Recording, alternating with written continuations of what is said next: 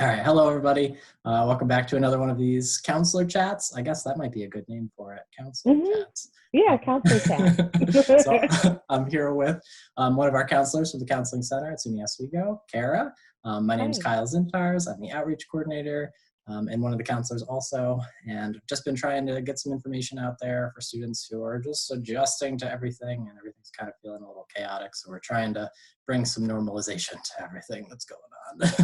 Yes. Ways to adapt. So that's what we'll be talking about today is just the transition home. And Cara, do you want to introduce yourself a little bit? Sure. So like Kyle said, I'm Cara Placencia. I'm a licensed marriage and family therapist, and I've been at the Counseling Center for about 4.5 years. Thank you. All right. So I know we just talked in brief conversation anyway about like the Yes. adjustment to living at home, because I think it's been weird for, I mean, even us as counselors who like know how to take care of ourselves and hmm practice self-care and have all of this like resources and tools ourselves. It's been hmm an adjustment. So what have you noticed like people struggling with the most?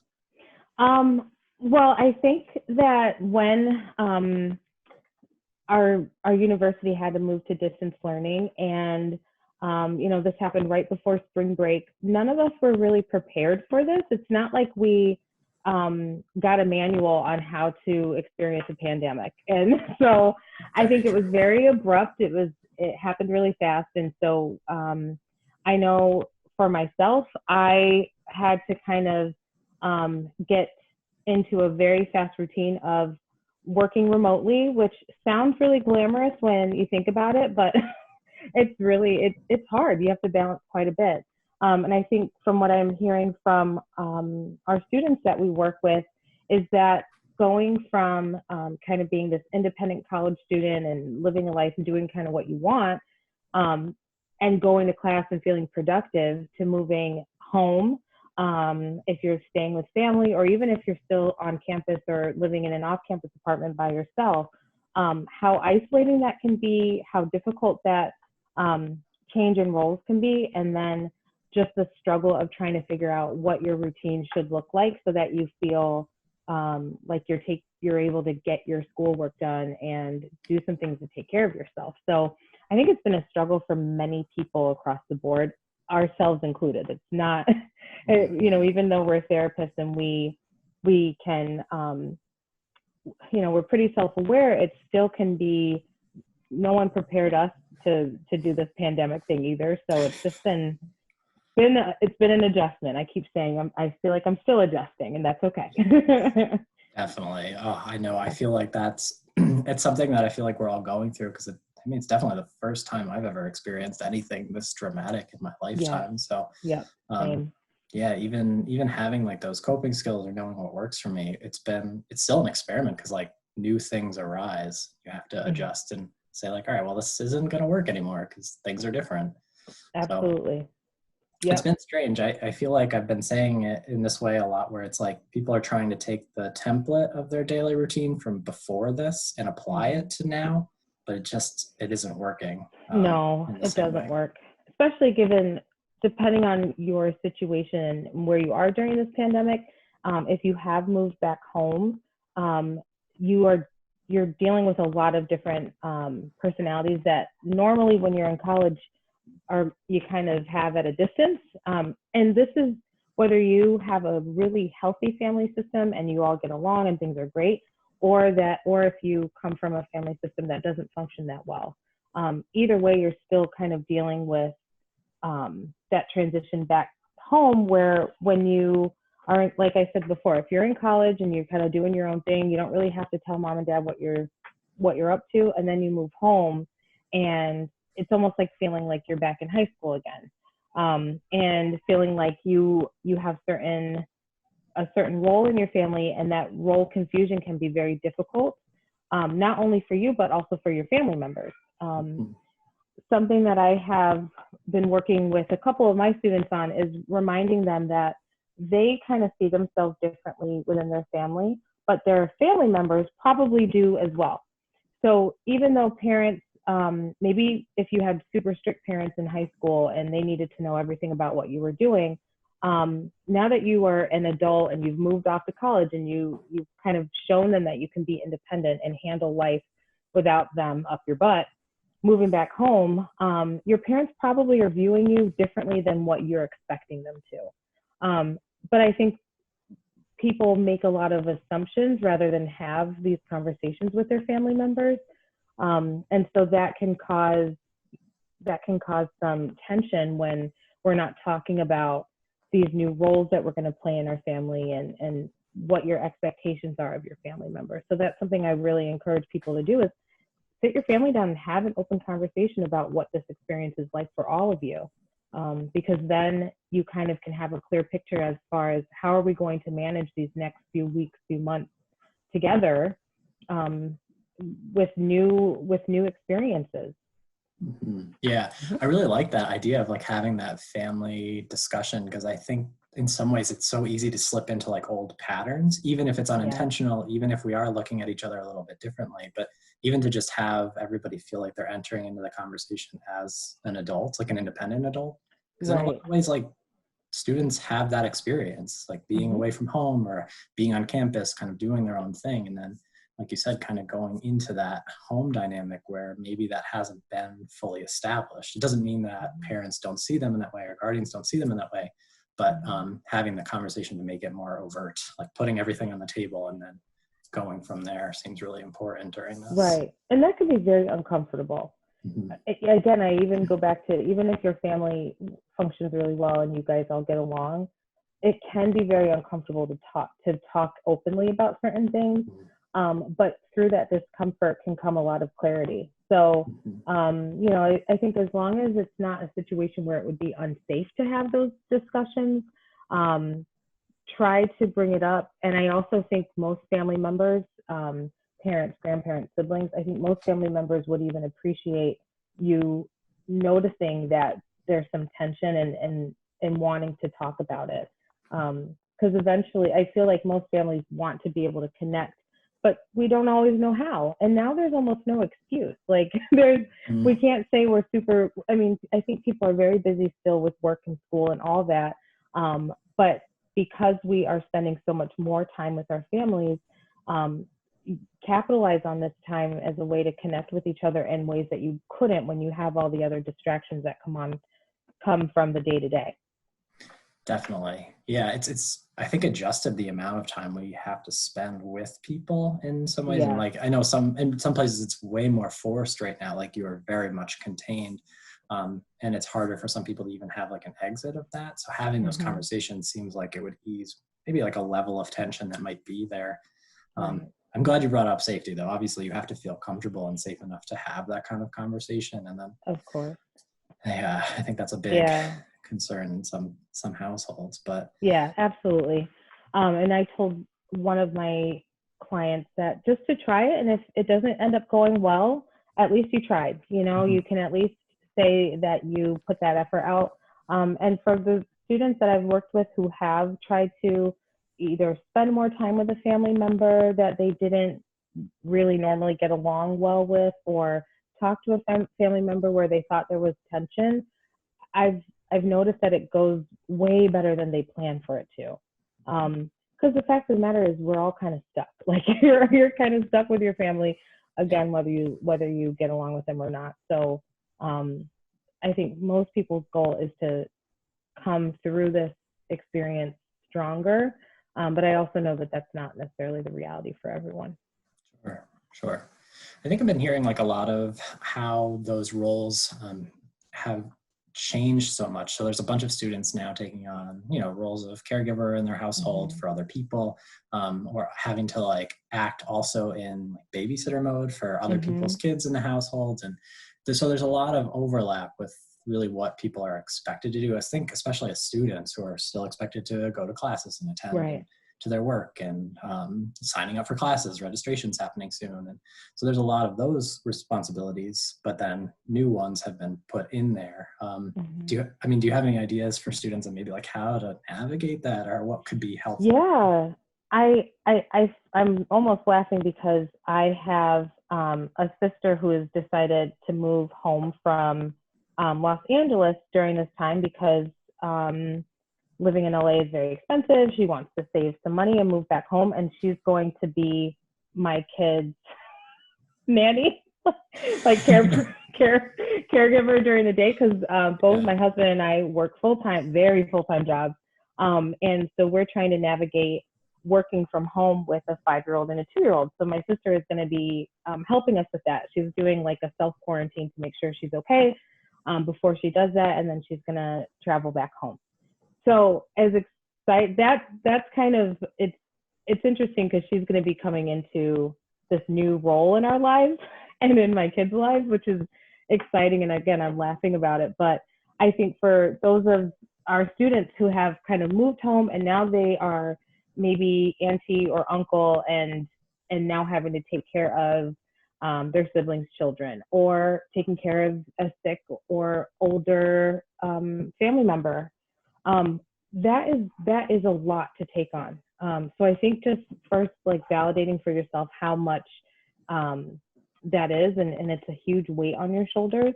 And one thing I have said is just kind of making sure that you are creating some boundaries for yourself. So, and I think it's a beautiful thing to want to help family. I heard of a student yesterday that's like helping their family member build a house. I was like, good God, like that is awesome. And they're really enjoying it, but you know, it's great to help family. But it also doesn't feel that great when those roles are put on you versus you saying, hey, I want to step up and I want to help out. So when those roles are put on you, I think it's really important to just have conversations with your family members about what can you do and what can you not do. So it's okay, like I can watch your kids for 2 hours while you do what you've got to do, older sister, but when I'm in class and when I'm doing my homework or whatever that looks like, I need you to be the parent because I didn't choose to have these kids.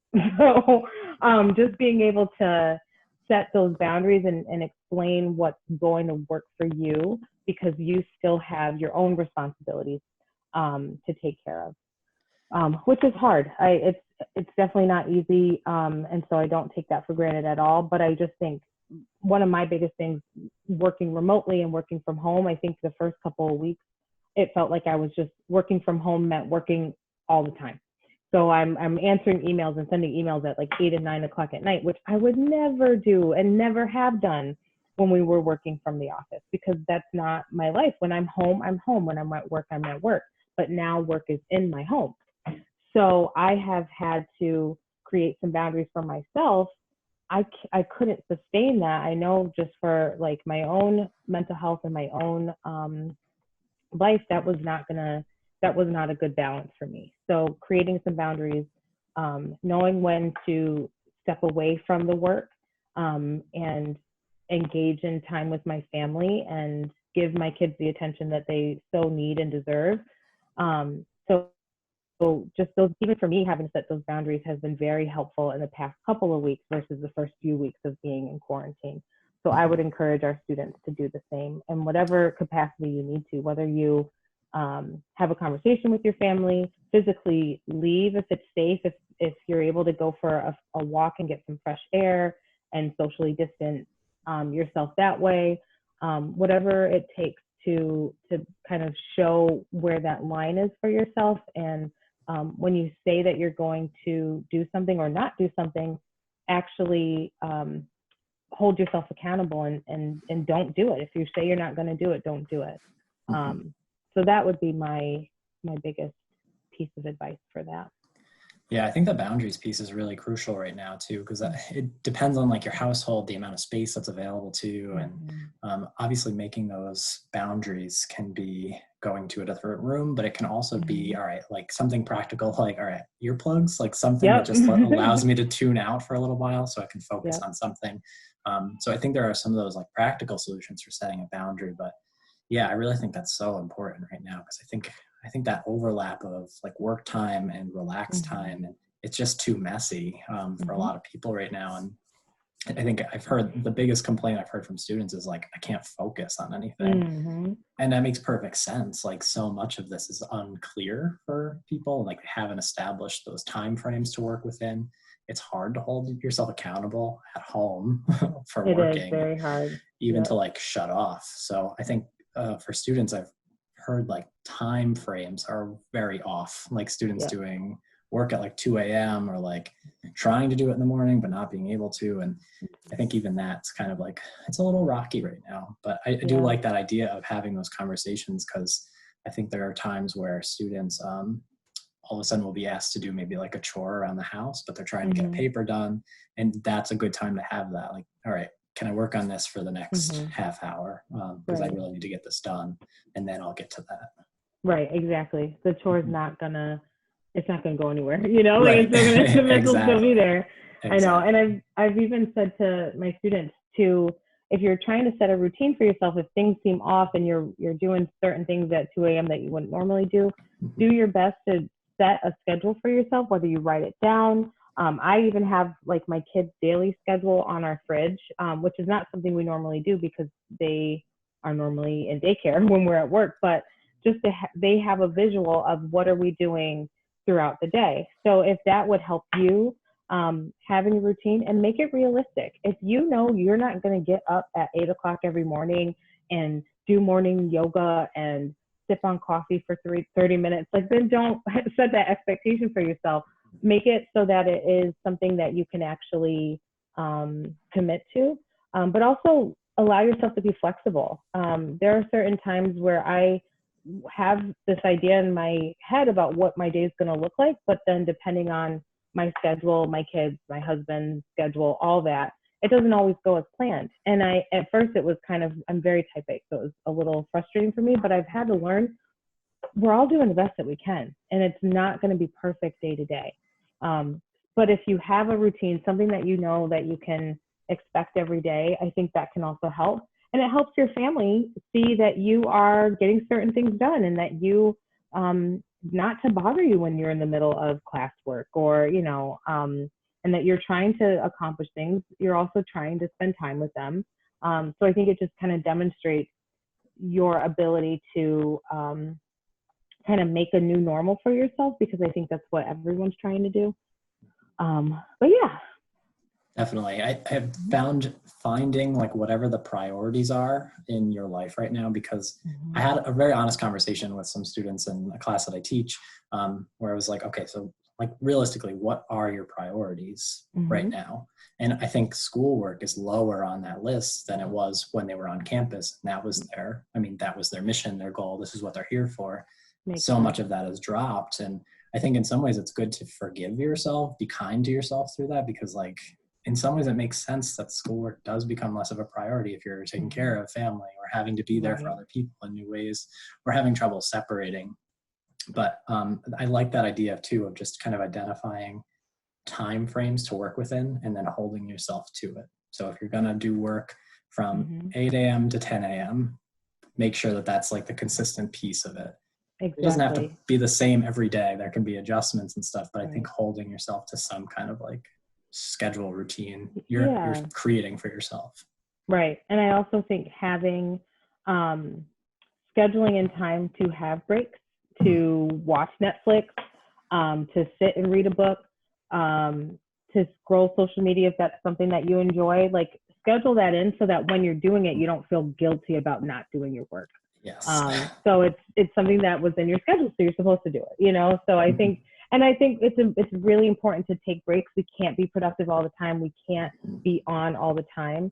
So if you have the flexibility and the ability to take a break, then do that.